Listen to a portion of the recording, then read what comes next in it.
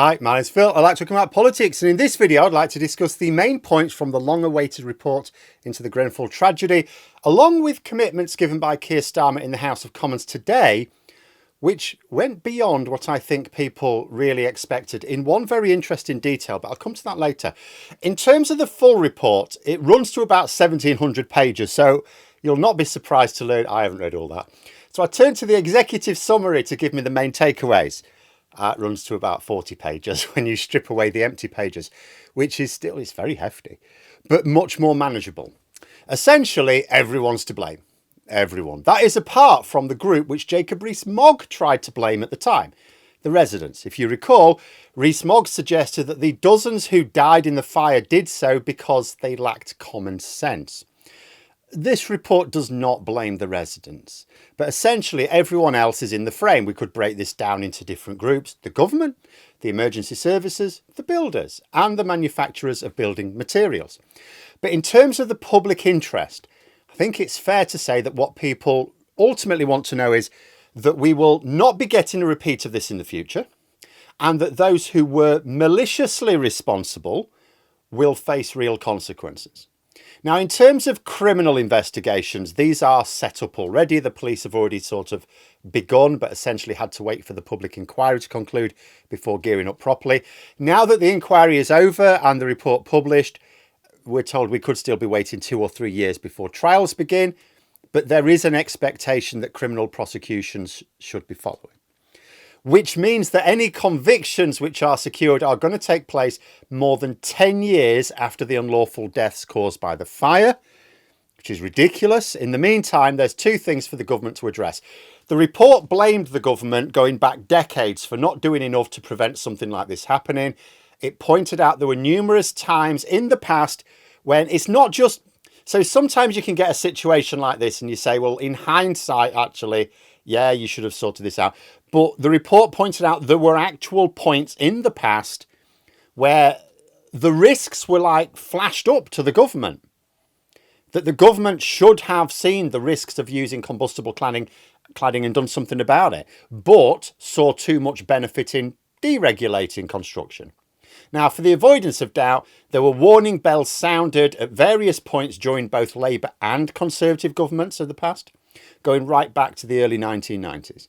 The report even pointed out that the government were made aware yet again of the risks in 2016, just a year before the fire, and did nothing about it. Keir Starmer and Rishi Sunak both offered an apology to the nation on behalf of the state in the House of Commons today, suggesting that neither the Conservatives nor Labour are aiming to do what so many others have done and continue to do during the inquiry itself, just throw blame around onto others. Being clear, the major blame, of course, is on the part of manufacturers and builders. But the government's job is to protect the public from unscrupulous practices, not work on the assumption that everyone's fundamentally decent. No, they're not.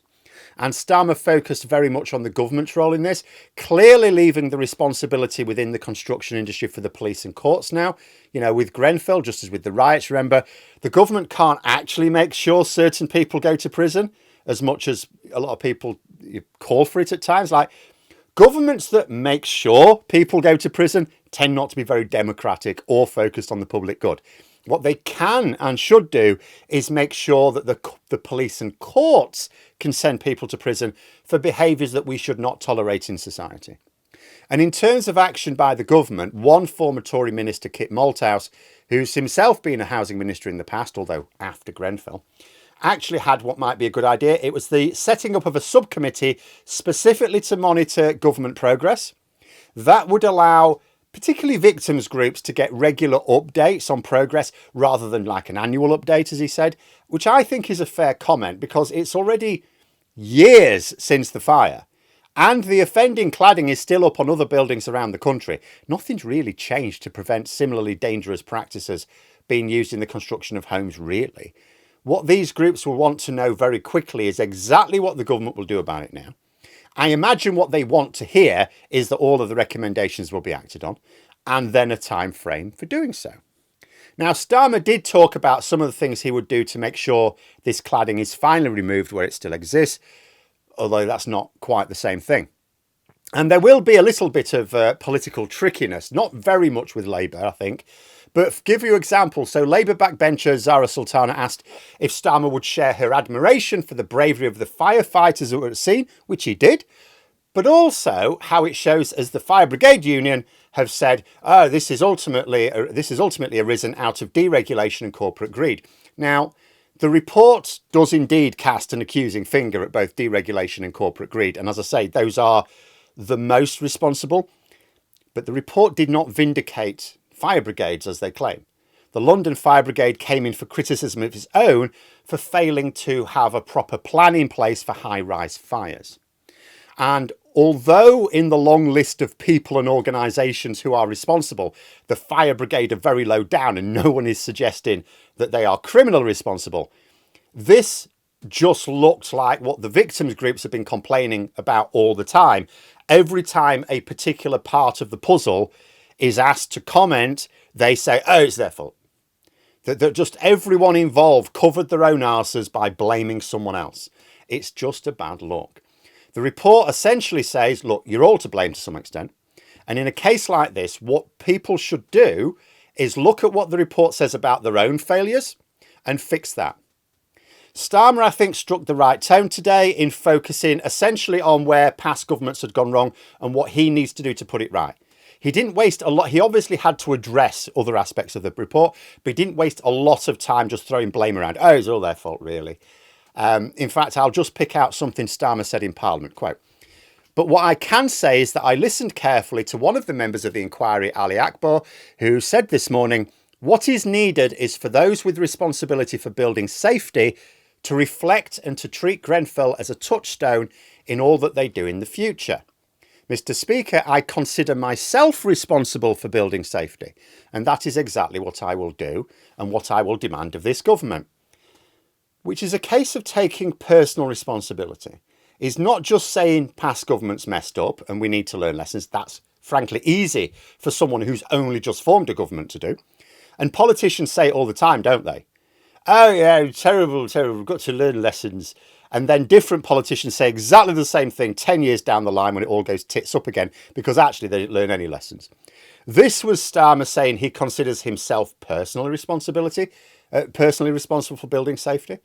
Now, in reality, of course, there'll be a minister, but, you know, he's saying, no, I am personally responsible for this. So he's making himself the target for progress, or lack of it, which may transpire now. He also linked the tragedy, I thought was incredibly interesting. He linked the tragedy to the way in which the state fails to listen to the voices of working class people or people of colour. Now, there were some MPs who made the same point. Diane Abbott, indeed, made the same point. But interesting that Starmer addressed this directly in his opening speech.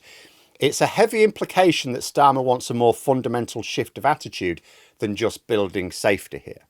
Because later on in his speech, he promised the survivors, he said, not just a change of attitude to housing, safety and quality, but a change of culture and behaviour as well. You know, he used it as a sort of, I don't know whether Trojan horse is the right word, but as a vehicle to address the wider issue of certain groups in society constantly being ignored.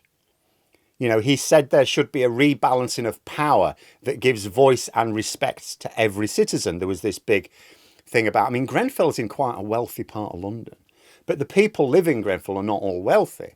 And there was a feeling there that they've been treated like second-class citizens. So I thought that was an interesting thing for Starmer to say, because, I mean, for those who don't think Starmer's got major progressive reforms in mind, and it's absolutely sensible to be sceptical until you see real results, but I thought that was a very interesting thing to say, because he didn't have to say it. It wasn't required of him to say it. All he needed to do, really, was face up to the contents of the report and say, yep, absolutely, oh, yep, and promise to make sure that building safety standards were raised and enforced in the future, and that existing combustible cladding would be replaced much more quickly than has been happening so far. That's really all anyone was asking him to do. So I thought it was very interesting that he chose to weave into his speech how Grenfell is actually a symptom of a more fundamental problem with society and how he intends to change it. He's made it a much bigger issue. Watch this space, I guess. But there we are. Those are my thoughts. If you enjoyed the video, please subscribe for further content and click the like button. You can also sign up for memberships if you'd like to support the channel further. Thanks for watching. Until next time, I'll see you later.